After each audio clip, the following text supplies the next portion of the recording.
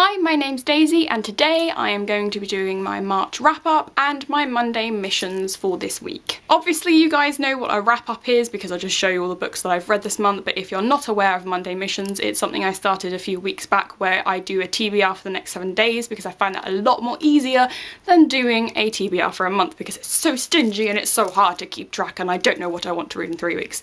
So that's what I'm doing today as well on this video and showing you what I'm reading this week.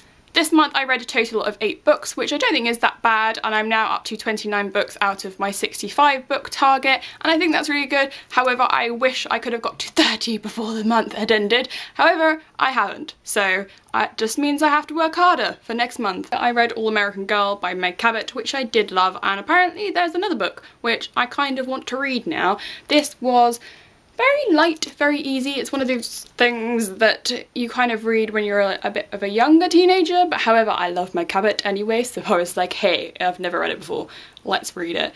My voice is going, that's very strange. Basically in this, a girl saves the president's life and then literally she's an all-American girl almost. She's becoming a figure like in the news and everything else, and it's a really good story and it's all about her and the president's son, and you can guess what happens with that. The next thing I read was Splintered by A.G. Howard, and this is the first book in her Alice in Wonderland retelling, but not quite a retelling, it's more of a follow-on story. We did a live show about this and it's an awesome book. I've actually kind of converted quite a few friends to this because as soon as I say Alice in Wonderland but darker, they all go, sounds so good, which it is so good. The next thing was another Torchwood story and it was on the BBC, and unfortunately they won't be on there anymore because it's now not on there anymore, that's why.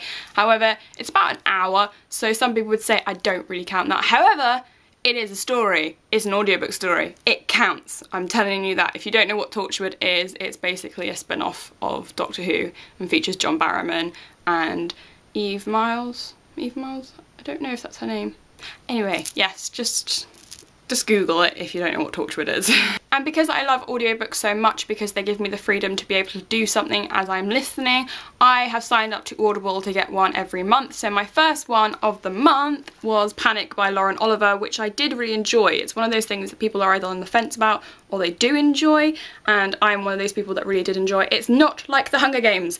If someone says that again, I'm going to get really frustrated because it is nothing like The Hunger Games. It's not even a dystopian world.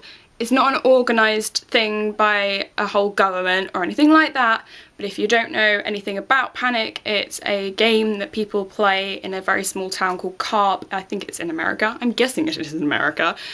I don't know. I don't know very well with my American map knowledge. So the game consists of the people who graduate that year and they all have to do crazy things, and it's basically things that would make them panic, and people do die occasionally, but the reason why they take part is because everybody chips in and there is a massive money pile at the end of it, and it's a really good book. Lauren Oliver is an exceptional writer, except I haven't read Requiem because I'm not sure I'm gonna like it yet, but I need to get around to that this year. Oh, such a surprise! Another audiobook. And this was one where I was reliving my childhood ever so slightly, and it was a weird one to be really listening to because I feel like if I'd read it, it would be a different experience.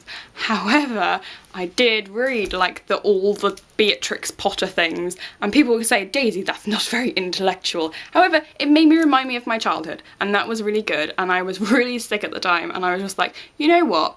I'm gonna listen to it. Every single time, say Beatrix Potter, I always want to go Potter, like, you know, in a Snape voice. It just happens. That's me. Whenever Potter is mentioned, it's Potter. Yeah. Okay, why am I admitting this? The next thing I read was Find Me by Romilly Bernard, and although I said that this was meant to be someone who was murdered, it's not actually someone who's murdered. Somebody commits suicide, and then the main character, who has a ex-con dad and she's learnt to hack in the past, has to then go delving into her life and finding out who actually took her over the edge. Not actually pushed her over the edge, but just made her so afraid that this girl committed suicide. And it is a really good book. However, because I am very Sherlockian, as I like to call it, I like to guess things before they happen. And sometimes I don't purposely do it. Sometimes I do look into it and it really frustrates people. However, about halfway through I realised who the person was. So that's not to do with the writing, it's just because I'm literally like, clue, clue, clue, found it. It clearly must be Meg Cabot month as well, because I reread Jinx, which was a really good book when I read it a couple of years ago. Still a really good book, I enjoyed it, and it's one of those things that the storyline's always stuck in my head, and I know the storyline so well, but there's parts that I don't remember, so it was bothering me, and I was like, I need to reread it, because actually one of my subscribers had mentioned it to me as that was one of their favourite books by Meg Cabot when I'd mentioned All American Girl, and then thank you, subscriber, because then it made me want to reread it, and I did enjoy it, so you are bonus pointing right there.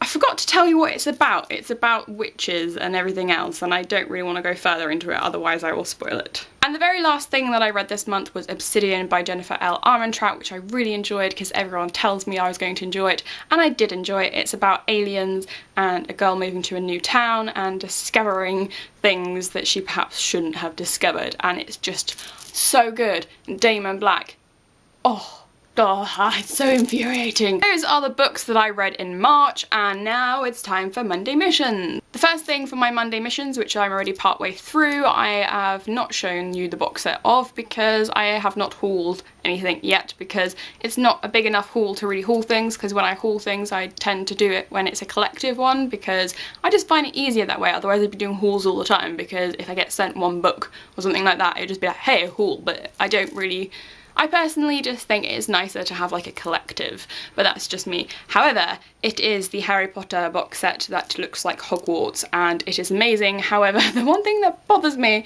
is that it doesn't say the Philosopher's Stone, because it's the American version, it says the Sorcerer's Stone, which apparently they changed because Americans couldn't say philosophers, but I'm pretty sure you guys know how to say philosophers. I don't understand. Anyway, there's a change in the first title of the book, so it's how far am I through? Let's question that first.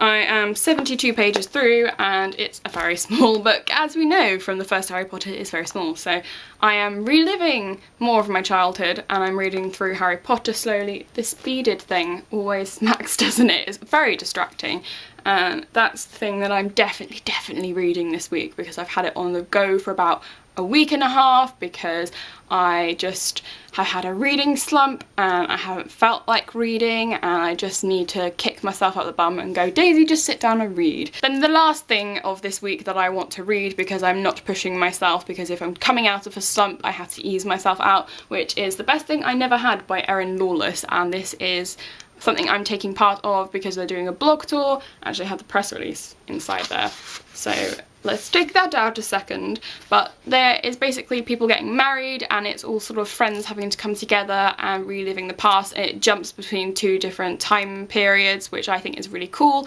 I think when I went to a HarperCollins party last year, they actually had Erin Lawless there, because I vaguely remember her face from the press release, but I never actually talked to her, which is a shame, but yeah, I'm excited to actually read her book. And the release date for that is the 10th of April, it tells me in the press release, if you're wondering. That is the end of the video, and I want to know if you guys have done a wrap up or what you're planning to read next month. You can link me your videos down below, or you can just tell me in a text format, I do not mind.